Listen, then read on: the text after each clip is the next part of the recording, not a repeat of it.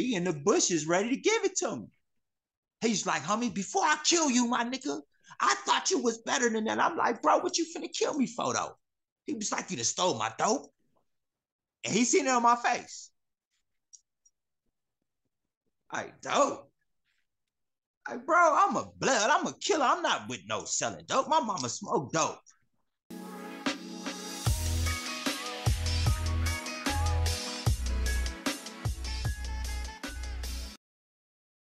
I heard he got killed that night. He got killed. I go to take out the trash. The girl, Katrina, had a job at Baskin Robbins. So as I'm going to take out the trash, I see her talking to some dude. I'm looking like, who is this? And I know this dude from YA, Night Train from Dogtown. Night Train. And the look he give me just like, we YA babies. We go, I know you, bro. Why you looking like that? But I ain't say that though. I'm just like complexed. He's like, bro, I thought you was better than that. Like, better than that. And now she trying to like get him like, that pastor gonna call the police, like trying to get him away. I'm not knowing. She told him I stole the gun and the drugs. I didn't even know about the drugs. She gave me the gun. She didn't even tell me about the drugs, actually. He want to kill me. And I don't have a clue. Shit, man. Because she don't even tell me. The pastor has cameras and I don't know about them. I didn't even think about that. That was the furthest thing from my mind. So that night when she shooed him away, I went out to go. I couldn't tell you. Remember, my boy just got killed. And I put two and two together because I'm on it. Like, how does he get here? What is he doing here? What are you talking about? I stole this. Then I thought about the window. Like, everything started coming. So now I got the gun with no bullets in it. I was like, man, I'm going to kill your ass if you don't tell me what the hell is going on, because something ain't right. I finna go outside because I'm mad. You know, I'm going to end up hitting this girl with this gun. So I need to, like YA told me, separate myself from the problem before it escalates. Let me get the hell out of here. I see something. What the hell? It's Night Train, the dude that I was in Y with her boyfriend. He in the bushes ready to give it to me. He's like, homie, before I kill you, my nigga, I thought you was better than that. I'm like, bro, what you finna kill me for though? He was like, you done stole my dope. And he seen it on my face. Like, dope. Like, bro, I'm a blood. I'm a killer. I'm not with no selling dope. My mama smoked dope. And it hit him. This bitch. He finna get ready to go in there and do her. Oh, cuz. No, come on, bro. This is my pastor house. Now, the whole tape, everything on tape. You can't do that, bro. I'm like, here go your pistol, though. I didn't even know it was yours. You feel me? She told me it was a gift. He's like, man, keep that. Like, what? He was like, bro, I apologize for even not thinking. I was like, I ain't nothing big, bro, but we should get up out of here from my pastor house. Yeah. So the pastor didn't see the tape. His wife did. She wants me gone immediately. And not only that, she also called my parole office. No way. I'm on my way to San Diego that night to Katrina Daddy house. That's when the run starts. That's when I go on the run. But I called my parole officer and explained everything to her. Like, truthfully, honestly, like the gun never had bullets. Strange got killed. I was a liar, a killer, a thief. These is things I cannot do again. It's like you can't stop doing one thing and not stop them all. I don't even really consider marijuana because I wasn't even really smoking that when I was a little kid. I was just evil, bad, angry, and hurt. So now I've changed it up. I got medication and I don't do the things that I used to do. And for me being honest, she said, well, we're going to talk about filing charges. Filing charges, the gun is gone. I threw it in the avenue somewhere. That was discouraging. I made a bad decision, but corrected it on my own. And no police were called, no shots were fired. The gun didn't even have bullets, Miss Ware. And she said, I feel you. I understand. Because she was a down-to-earth Black woman. But she said, the powers that be. The powers that be. But when I go down to the parole office, you got the little homies over there smoking. They got guns. They bringing guns to go to the parole office. And I'm trying my hardest to not do none of that. And you finna lock me up for telling you I made a bad decision. Didn't no police catch me. I was no child charges filed. And the pastor didn't even show her the tape. She wouldn't show her. She just said, I thought that you should know this. So there was no evidence. All this is speculated. Remember that gun.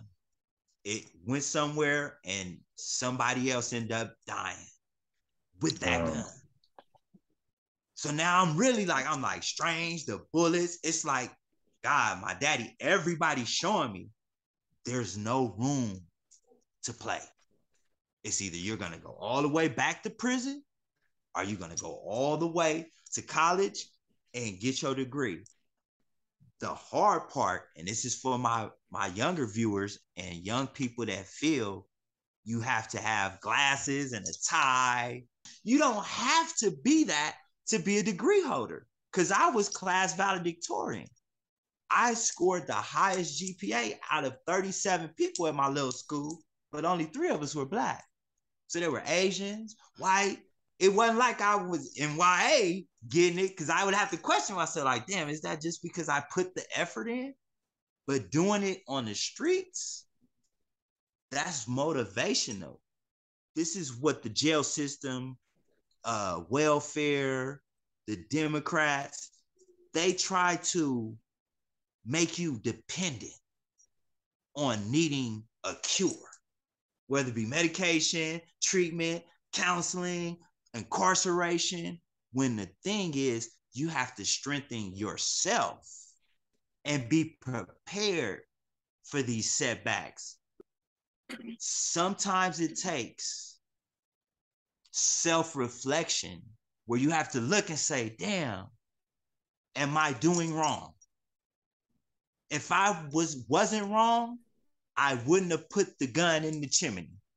And this is how I go through things in my mind. This is what a part of the institutionalization that I love stay with me, because it makes me first stop. You got to stop, they say. Then you think. And that's where everybody always go wrong. They taught us that all the time. Thinking is always out the window when you're angry, intoxicated, or unknowledgeable. So all of these lessons I took, and come to find out this lady daddy is rich. Katrina daddy got a nice ass mini mansion in San Diego. What was it called? Mission Beach, on the beach. A whole different type of life. As soon as we got there, she says that her boyfriend tried to kill her, throw her out the house, accused her of stealing drugs and a gun. So I'm just sitting there looking at her. Remember, I'm not with that lion. He's a college student writing a book. He's an author. I'm on the run. I get pulled over, say my name, and I'm gone. And you sitting here telling this man all that? So she got drunk and went to sleep. And I let him know, Mr. Prince, I don't want to be in your house, be disrespectful. I let him know, this is my story. And he said, I think we need to see about getting you an attorney, young man. I said, it ain't that serious. I only got 2 more months and I'm done. You know what I'm saying? It ain't like they gonna hunt me down and bring me back. Once I turned 25, he looked it up, he understood it. And he's like, oh, I could take care of you for that time. Then we could see about restarting your life. Oh, cool. Father-in-law? This girl hated that. Hey, she hated me and him watching the Laker games and being upset together. Then my sister told my mom's the real life. She just waiting for her man to come home from jail. So me and him getting close together means he ain't gonna accept her other dude who in jail, who was supposed to come home. So I'm like, damn, that's cold game. So she do how I like to say how Chris Rock did that chicken. She talked about I scuffed up her Timberland. Get out my daddy house. You ain't shit, little dick. And I wanted to crush her skull, shoot her, do all of that. So I ran. Teach me that and why. That was something I learned on my own. Like, get up out of here for she be gone. Self-awareness. And I'm like an animal in the wilderness because we went from San Diego. He bought a condo in Henderson. They was just opening up this Henderson area where I'm at now in Nevada. So we moved from San Diego to Henderson. That's when she knew how tight we was in that 5-hour drive. She's like, oh, I'm going to break this up. So packing up her stuff, I messed up her Timberland and got to leave. Walking in the desert. I'm not used to this. I'm like, you ever seen that movie? I watch my kids all the time. The little lizard, Ringo. Rango, yeah. That's how I felt running out of that air conditioner house with my black khaki suit on in this heat. Wanting to cry so bad. Like, I can't do it no more. Remember, I got past that a long time ago. I'm not finna let me get there. And one of my homies who's still out here looking out for me every time I need him ski, he pulled up on me out of nowhere. I'm in Las Vegas. We from Inglewood. Mo, that's you. There they go. All these big buck people now again. Like, you look familiar. Like, it's ski. Like, damn, homie, you big now, bro. Get in. The homie talked with me. And now you may remember I got in a car accident first time I went to jail and went to juvenile hall. I crashed into the Lennoxes with G-Bone. He took the case for me. When I got out, he tried to check me in school. That was the first stop we stopped at. Bone out here too. He is chef out here with the Le Cordon Bleu. Huh.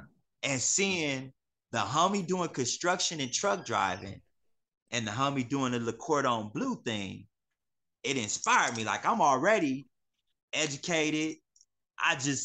This girl threw me off.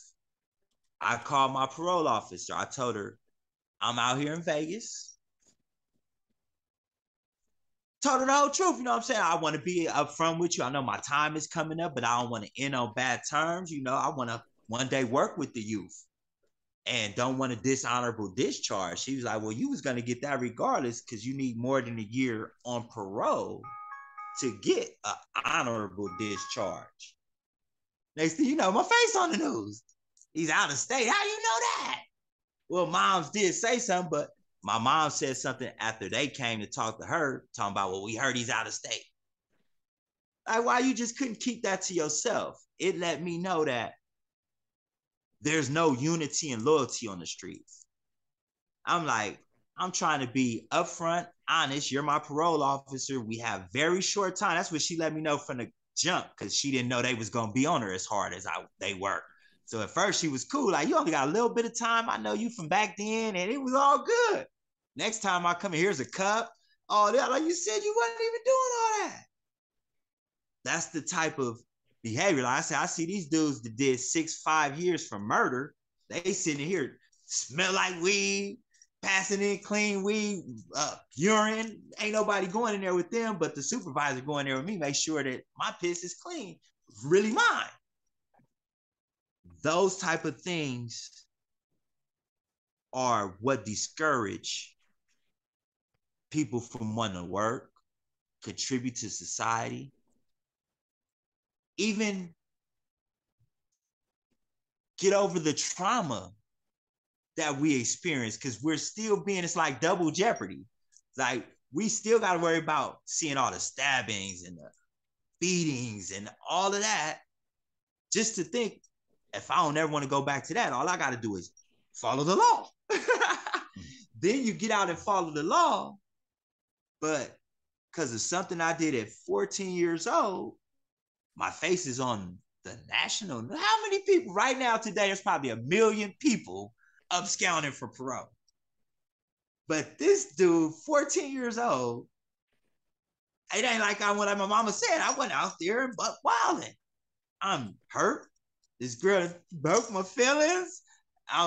The longos and try to run up on me. I'm nervous. My boy done just died. My sister hit me with a phone. It's starting all over again. And I'm calling out to reach out to scream out to your ass for help. And you want to go to the CBS News? Man, that'd be trippy seeing your face on the news, turning on the TV. How did I find out?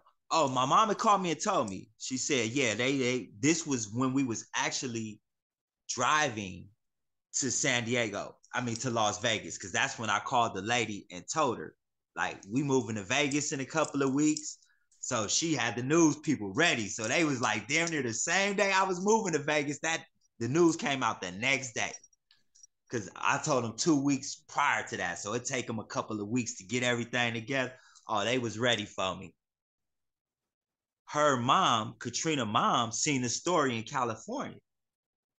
So if I wouldn't have told Mr. Prince, and this is how I thought about, like, this is why you keep telling the truth. This is why I didn't go for it. Now, I may have lied to a couple of the ladies and trying to do a few things, but I'm over that now. It's all real now. But that was something that really hit me because I heard him talking.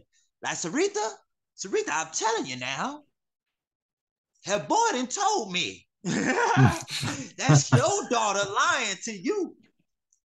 So while I was on my way back to Las Vegas, Katrina's boyfriend, the homie Night Train, rest in peace, he got killed. Another thing, I'm gonna send you that too. It was online. They found the murderer that killed him, Cedric McClellan, but he got robbed. Like, he thought I did him. Somebody robbed him, shot him in his back, took his gun and his drugs. And I said, damn, if he would have been like me and learned, like, oh, I was gonna kill somebody that's cool for a misconception, for a lie, and stop doing what he did right then, he'd still be alive. So that added to the motivation. I'm like, I started to weigh pros versus cons. I'm like, okay, if I don't sell drugs, don't be a pimp, and don't rob people, that was like the main things people were doing in 2005. So if I stay away from those things and just get a good job, then I'm gonna make it right. I get back to California. Like I say, that same, while I was going, Cedric, it got killed. Why did this girl try to tell people I did it? He stole his gun. He's on the phone. This is how I learned about gossip. See, and why you don't do it. You learn, you don't talk. You say something like that, you finna get stabbed, beat up, your booty get took. You don't spread. And it's the second time she did this. Now, she done said I stole this dope. Now you said I done killed the man. Don't put that on me. I swear, that's what made me get on Facebook, because I was against all that type of stuff when I first came home. But when he got killed and they found out who did it and I seen it online, I got on Facebook just to share. I did what? No, the Longos, where I stayed, it may have happened. And that's being understanding, though. It did happen right by Pastor House, right around the corner. And I'm like, woman, I'm out here with you. You know what I'm saying? You think you can kick me out? And one day I done flew to Vegas, from Vegas to LA in that time frame, and did that? No. On my way back from Vegas, instead of being heartbroken, I called my mom and told her, like, I'm gonna try to lay low at your house and I work at your job, on the phones. That's what got me into politics. It was John Kerry election. Bush was like the Trump back then. So all the Democrats love when I call, like, yeah, we got to stop the oil and all this and that. And getting that acceptance from my supervisors and coworkers, I'm like, damn, this might be cool.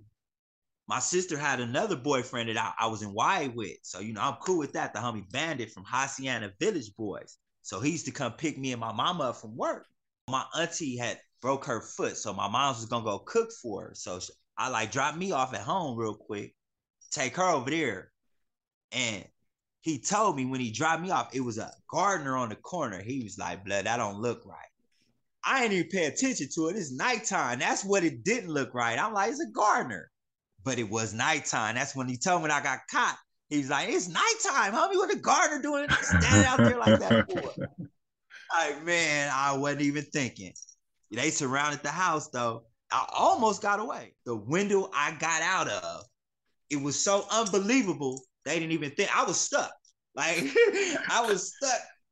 It took me, I skinned up my whole face and everything, climbing up through this little bitty fixture. But he couldn't have got through there. I heard him say that. If he'd have just looked down, he'd have seen my dumb ass like, ah. But I climbed up that. I got over the roof, and the little senora lady who know me, the corn lady next door, she was like getting her little cabin. She hit me. But I heard my mama screaming when she got back. Like, yo, don't kill my son. I ain't gonna kill him. So I just gave up. Like, I only got about 2 weeks. Like, come on, here y'all got me. And that was the end of parole. Now, my mom's husband got out of jail when I was in jail. So I got out November the 3rd, 2005. He got out, what's that? Halloween. So we getting out at the same time. He like, bro, I got a homie he was just in the pen with Suge. So he was like, Suge got a homie that runs something down here. I don't know what it is, but he said, just go down there. He gonna give us a job. I don't know what it is. I'm like, as a matter of fact, I was like, no, I don't even want that right now because I was gonna try to go get my guard card. I was like, no. I needed the guard card for this job, so that wasn't why. Why didn't? Oh my! I was having a baby, 3 babies. When Cedric got killed, I got home that night. My sister had somebody new for me that night. So as soon as I got home, when she found out Cedric got killed, I was almost with my first baby mama. So the next day, I got busted. No, it was a week. A week I came back from Vegas, started that job the second day. 1 week, they busted me. She got pregnant while I was in jail. Like, I got her pregnant. I didn't want to be with her, though. She was negative, gang-related, and no more. Baby mama good now. I'm proud of her. She doing her thing. But we just weren't on the same page then. So I was hiding.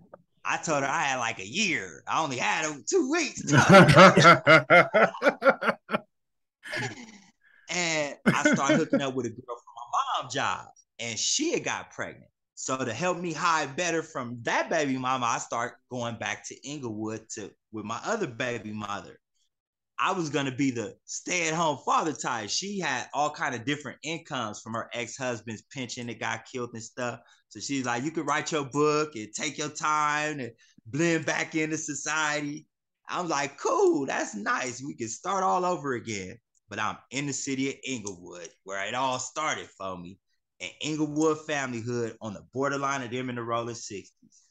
We had goals, though. Everything was cool until, like I say, my mom's husband came home and we go to this damn job. All we were supposed to do, me and my pregnant wife, were take him to go to the interview. But the dude made it seem so good. He was like, blood, y'all gonna love the job. You're gonna get paid. You got this. I'm like, all right, I'll take it. He talked me into working where I didn't know what I was doing. All he said was, bring some tan Dickies, black shoes, a white t-shirt. We'll provide you with a uniform shirt. All right.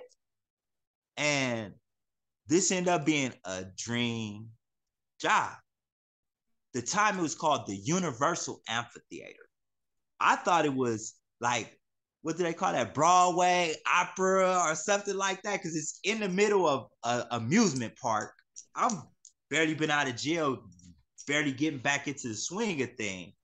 So my first show, when they said, they picked my stepfather because he was a lot bigger and muscular and grown, you know, like, we need you to work up front. We'll send me. They wanted me to go collect tickets and shit. But he's like, no, that's my son. He ride with me. And, all right, you just stay by him and stick next to him. So now I'm thinking, oh, this is going to be something aggressive. First day. they say house is open. Like, what the hell? House is open, and them doors open, and thousands of black people. I'm like, what the hell? Like, what is this? Me and my stepfather in amazement, like, blah, this is something different right here. Well, it's a concert venue. And our first show was Cat Williams, Lynette, and Mike Epps. And I'm 5 months out of YA. First show. The first night, show over, funny as hell. I'm like, I love this job, So me and Step Pop's clowning. We're here forever. We hear code 4. They like, hey, we get ready to go home. They're like, no, go backstage. We need you backstage. Everybody backstage. We ain't even have our uniform shirts on no more. Somebody is attacking Dub C, and LL Cool J is trying to help him. They told us that the sheriffs are under a contract to where they can't arrest people in that certain facility. You got to get them out this gate. So they told us, just rush the guys that are trying to attack the artists out the gate. I must have turned the corner and there go Voodoo, T-Dog, Duck, all YA babies from Hoover trying to get the neighborhood Crip artists. Voodoo! They shot, look at the money! I ain't even what y'all doing here. I told them, man, they trying to get y'all to go out the gate for the police. Tell me if I was y'all, I'd hit the gate, start running. They coming. They start running. They thought I'd have chased them away. I thought, get out of here. I'm making you look good. I never left backstage again. And the thing is, there were 3 supervisors. It took me 8 months to obtain supervisorship. Y'all got to meet this lady. This is my friend, Miss Mary Kay Connors. Now, Mary Kay Connors, she liked to go by MK. I ain't going to put it. MK. MK met her first African-American at 22 years old. Wow. She was adopted and raised in Albany, New York. Her father, or adopted father, was the chief of police. Her brother was on the force. And this woman changed my life. She's the one that hired me backstage because she seen me chase the dudes away, supposedly. From that day forth, I told her everything about me. Like I say, she had barely met an African-American. And she told me about herself. I'm going to send you the picture. And she had told me she was around during 9/11. She's a New Yorker. But one day, this is how humble she is. She was ground zero. 3 different type of cancers.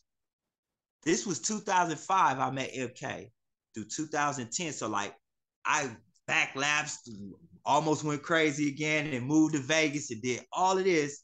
So like 15 years later, I'm watching a video, a documentary on 9/11. I took a still picture of, and there she is.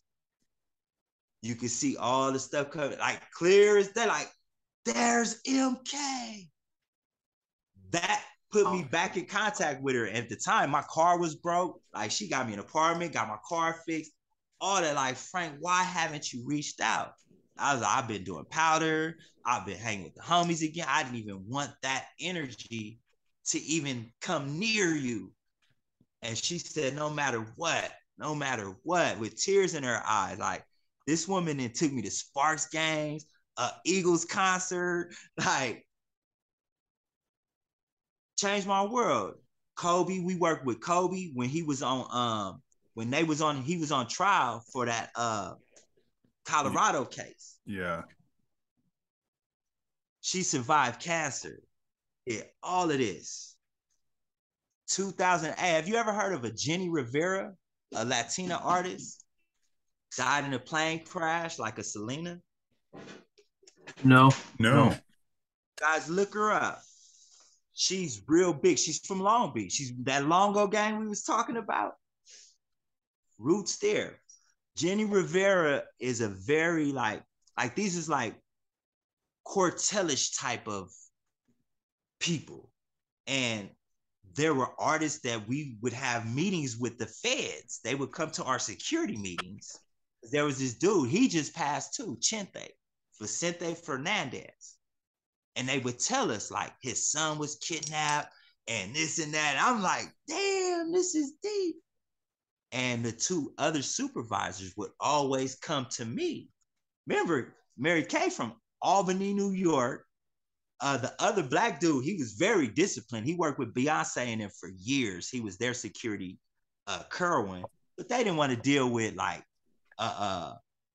Scrappy Lil Wayne, Trey Songz. That was me. Those concerts, I would handle the whole security. Like I would get the guards, talk to their tour manager, their road manager, and what you guys want. You know, there's the dressing room is here. I can offer you guys 4 guards. Here's these passes. I went from the Hoovers knowing them from YA and me being honest with MK. Because about 8 months after the job start, I'm coming to work. My girl Christine in the front see me like, and for some not odd reason, I went to Starbucks. So I was coming through the front. I usually come through the backstage area because I work backstage. And I'm coming from the front. She's like, what are you doing here? She thought I was coming to shoot the place up. I'm like, what you talking about? She's like, they fired you.